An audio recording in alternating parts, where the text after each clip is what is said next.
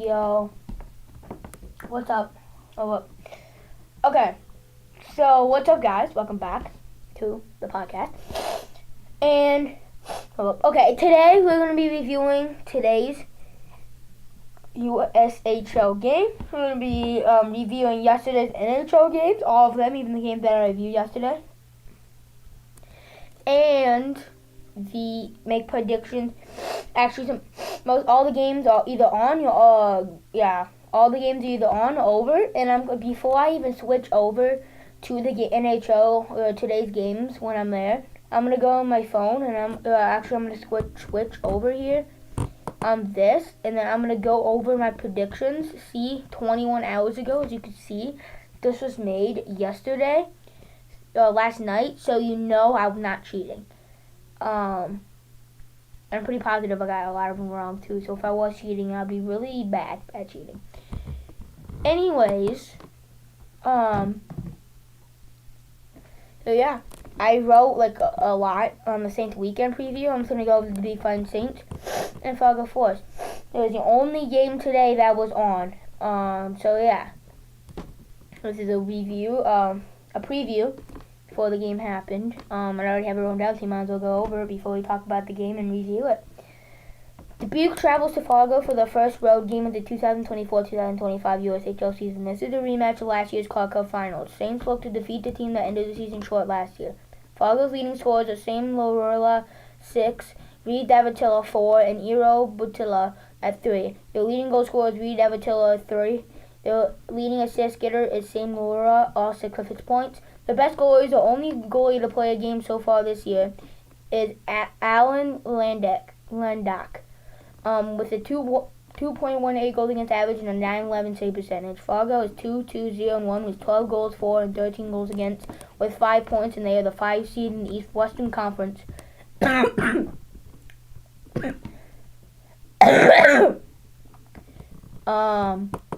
So far. So, there is that. Now let's go over the USHL game today. And the Saints fan made me happy, I'm not gonna lie to you. Why did I say error? Can you guys, if you can hear me and you can see everything, just type chat and say yes. Please. Because it says error on my thing, but it also says that I'm live. So I don't know.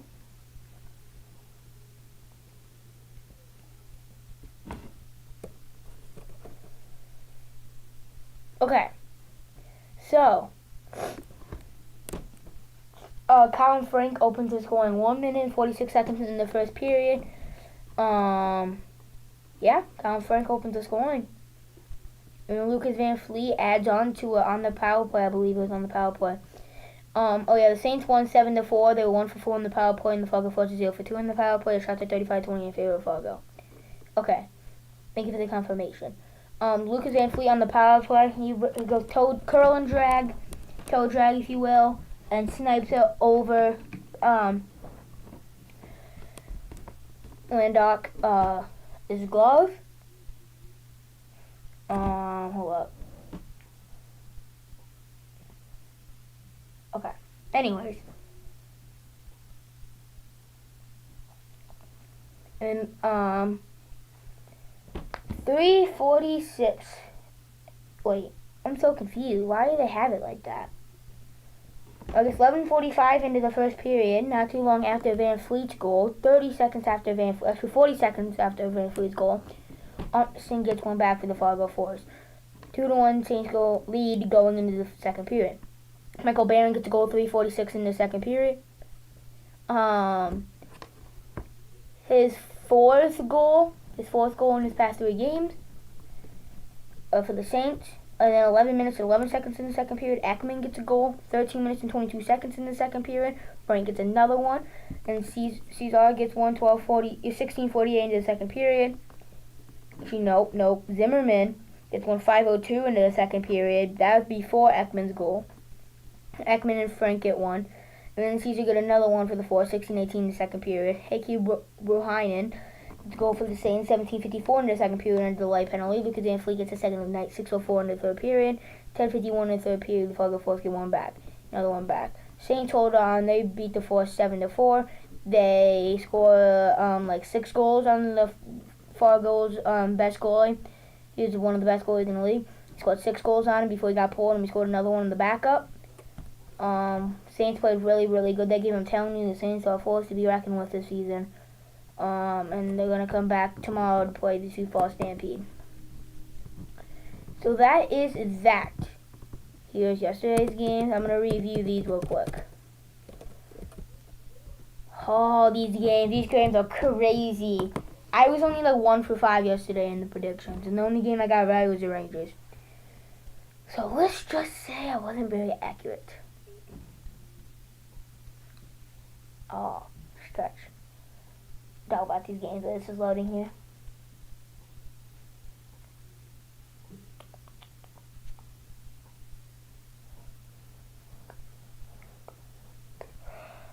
Okay, Montreal Canadiens versus the Toronto Maple Leafs in Montreal opening night. Good way to open the season. It was the first game of the night too. What a game!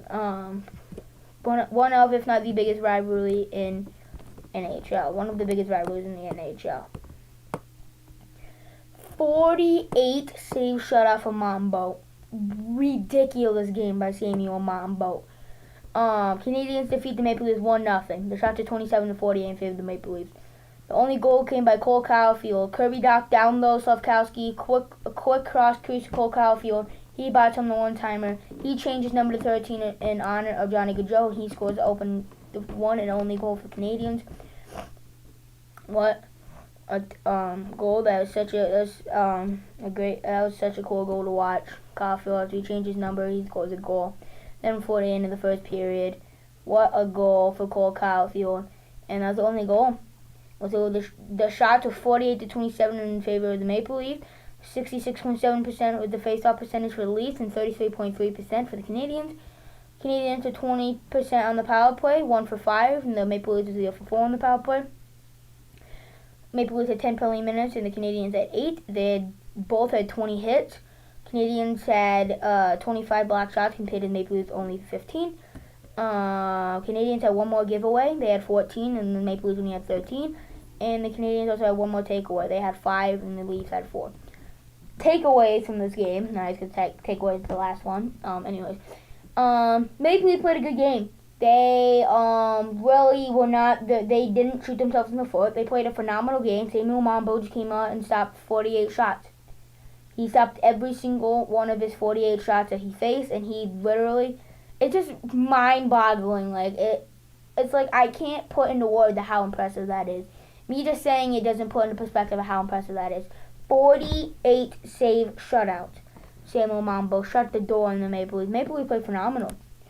48 shots and goals, ridiculous. I watched the game from start to finish. Maple Leafs played, I would say, better than the Canadians by quite a decent amount. Just Mambo stole the show. So that's my overall thoughts about that game. The Maple Leafs will be fine. It will be fine. Next, Rangers and the Penguins. I'm going to go over all the goals. I'm going to go over the stats again. And then I'm going to go over my overall thoughts and opinions. Thoughts, comments, opinions, whatever. Computer's slow.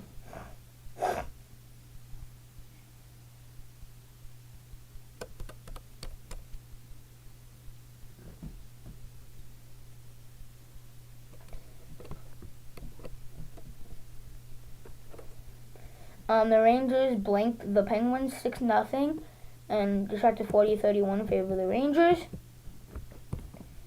31 save shutout for Igor Shekin. I have him in my fantasy league, so that was a W.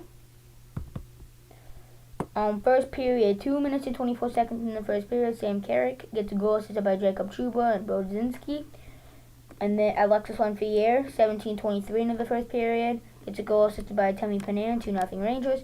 12 seconds left in the first period. Chris Kreider gets a goal assisted by Jacob Trouba, his second assist of the night in the season. And Riley Smith, 3-0 Rangers going into the second period. Philip Heathel gets a lone goal in the second period. This is by Cooley, 9:39 into the second period. Chris Kreider gets a shorthanded goal, 11:35 into the third period. And then Vincent Trocheck gets a goal assisted by Alexis Lafreniere and Panarin's second assist of the year and the night, 16:59 into the third period. That was it. That's all she wrote that game. Let's look at the statistics here. Shots was 40-31 in favor of the Rangers. Face-off percentage of 52.5 to 47.5 in favor of the Rangers. The Penguins are 0 for 3 in the power play compared to the Rangers 0 for 2 in the power play. Rangers had 8 penalty minutes and the Penguins had 6. Penguins had 23 hits and the Rangers had 16. Rangers had 20 block shots compared to the Penguins 10. Rangers had 18 giveaways and the Penguins had 19, and they both had 4 takeaways. So overall thoughts about that game, the Rangers outplayed the Penguins. They looked miserable. It's not Joey's fault at all. Yes, he started off a little bit slow, but the defense also really sucked. They didn't score a single goal. Also, kudos Igor Shesterkin. And also, by the way, about that Maple Leafs game, I gotta give some love and to Stolarz. By the way, Stolarz on short notice came in there and had to play because Joseph Woll ended up being out with a short-term injury, I believe, because of his lower body tightness, so he should be back pretty soon. He did not play today, but he should be back next game. Stolarz stepped in and played a really good game, only let up 1 goal, and that goal was on the power play in the first period. Not his fault at all. Outside of that, he literally did not let up a single goal outside of that. So, yeah, great game for Stolarz. Anyways, 31-6 shutout from Shesterkin. Great game by him, but the Penguins need to score, dude. Penguins need to score. They need to get some offense going. And the defense needs to lock in, not let up 40 shots a game, because if they keep doing that, they're going to get blown out every game. Rangers capitalized. They're very opportunistic, and they defeated the Penguins for that reason. This game, I don't know. I don't know, dude. I just don't know. It was bad. I was really happy with Oilers. I had them winning the cup, and I still have them winning the cup. But yeah, the Rangers are very good this year, and they have a strong chance to win the Metropolitan Division this year again. And they won the President Trophy last year, which is the best regular season team. And they have a chance of winning it again this year. So yes, they're very good, but they're not like. I mean, yeah, I won't even say they're not. They're top contenders for sure. I just don't think they're gonna win it, but they could. 6-0 blowout victory for the Jets. Shots at 30-20 in favor of the Oilers. Adam Lowry opened the scoring. This is by Nino Niederreiter and Appleton. 14:56 into the first period. Mason Appleton got a goal assisted by Nino Niederreiter and Pioink. Well, what is this? This is pretty sick.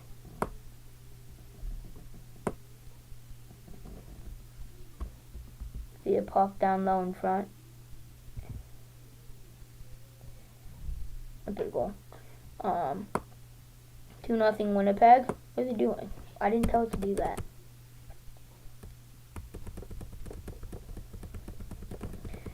We go down.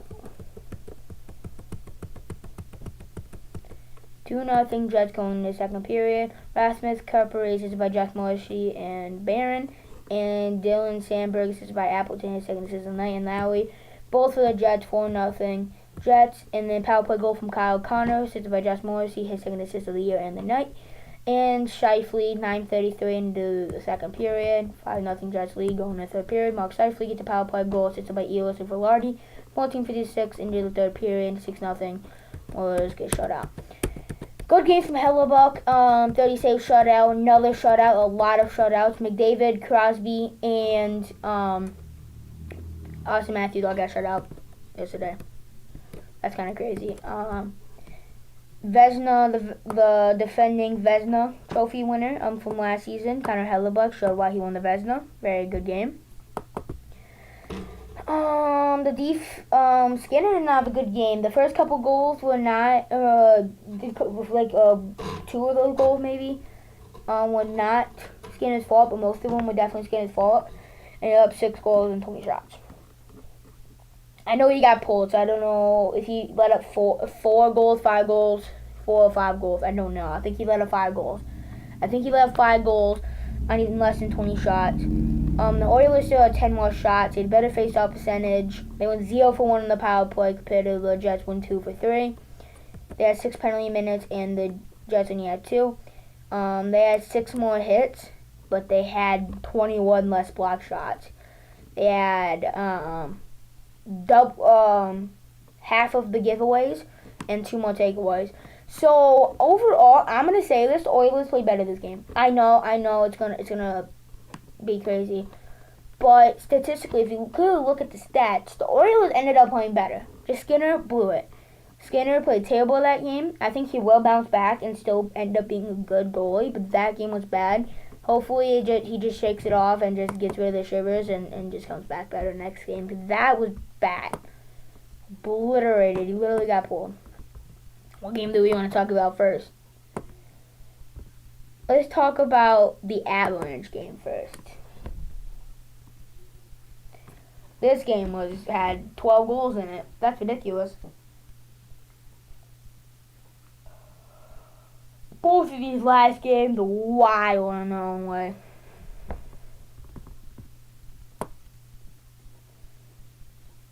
Mikko Rantanen opened the scoring for the Avalanche.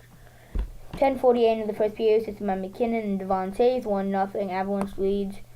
All of a sudden, 11:15. 27 seconds later, all of a sudden, assisted by Petrangelo and Theodore, ties the game. 18:32 into the first period. Barbashev gets a goal assisted by Heffernan and Eichel. And then Mark Stone on a 2-on-1 with Eichel. Eichel gets his second assist of the night. Assisted to Mark Stone. 3-1. Vegas leads going into the second period. Mikko Rantanen on the power play gets a second of the night, assisted by McCarr and McKinnon. McKinnon's second assist of the year and game. 4:15 in the second period. Zach Whitecloud got it back, assisted by Barbashev and Eichel. Eichel's third assist of the game and the season. 5:49 in the second period. Casey Middlestad got one back, trying to bring the Avalanche back, assisted by Gerard and Manson. 7:32 into the second period. Victor Olsen got his second of the night on the power play, assisted by Theodore and Tomas Hertl. 5-2, Vegas leads going in the third period. Mikko Rantanen gets a hat trick, assisted by Cam McCarr and Gerard, both of their second assists of the night, and Rantanen third goal of the night and the season for the hat trick. 6:59 in the third period. Brought him back within one. Mark Stone got a power play goal, his second of the night, assisted by Eichel. Eichel's fourth assist of the night and the season, and Theodore third assist of the night and the season. 8:29 in the third period. Ivan Barbashev got his second of the night, assisted by Brandon McNabb. 13:54 into the third period, and Brett Howden empty net goal, assisted by Pearson and Mark Stone. 19:24 in the third period. Vegas wins 8-4 on 21 shots. Yeah, that's proving how bad Georgiev is. He is not good. That's my main concern with the Avalanche. Georgiev's not good. He's not. He's just not all that. I don't think he's all that, dude. Shots for 32-21 in favor of the Avalanche. Vegas had 16% better on the faceoff percentage. The Knights were 2 for 3 on the power play compared to 1 for 3 for the Avalanche. They both had 6 penalty minutes. Avalanche had 19 hits compared to Vegas' 15. Vegas had double the block shot, 1 more giveaway and 1 more takeaway. So overall thoughts on that game is the Avalanche, they played pretty even. Avalanche had more shots, but the Vegas Golden Knights had more block shots and 1 more takeaway, but 1 more giveaway. So overall, I think it was a pretty close game. Just the Avalanche goaltending came to show how bad they really are. So yeah.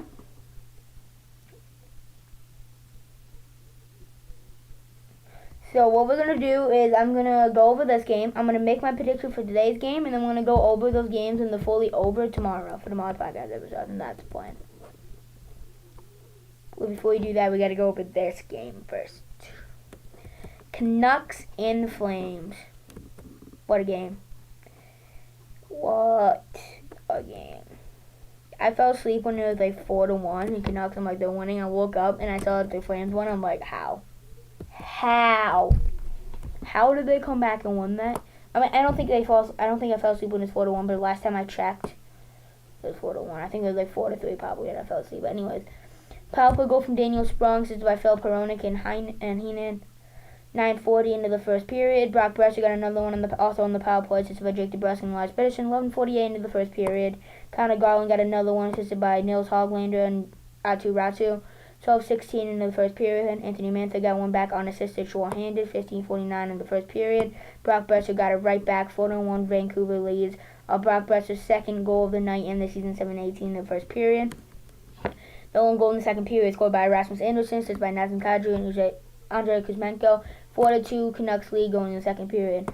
Martin Pospisil got it back with a 1-2, 41 in the third period. Uyghur got a game-tying goal in the power play, assisted by Zari Kadri's second of the night.